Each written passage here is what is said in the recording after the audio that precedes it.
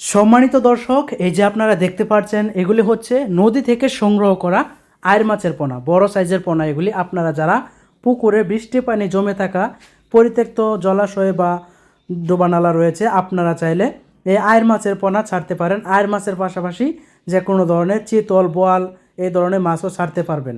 দেখতেই পাচ্ছেন কীরকম এক সাইজের বড় সাইজের পোনা এগুলি।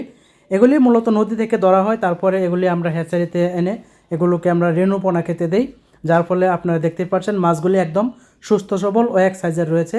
এর পাশাপাশি আমাদের হ্যাচারির উন্নত মানের বাছাইকৃত বোট থেকে সংগ্রহ করা সকল প্রকার মাছের রেণু ও পোনা পাবেন।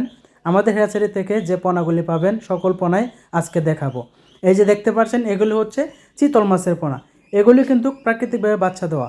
এই যে দেখতে পাচ্ছেন এগুলি হচ্ছে দেশি শিং মাছ, আমাদের হ্যাচারি থেকে উৎপাদন করা। আপনি চাইলে দেশি শিং মাছ নিতে পারবেন। এখন দেখতে পাচ্ছেন অরিজিনাল থাই পাঙ্কাশ মাছের পোনা, এগুলিও নিতে পারবেন। এই যে দেখতে পাচ্ছেন এটি হচ্ছে বোয়াল মাছের পোনা, এটি নদী থেকে সংগ্রহ করা।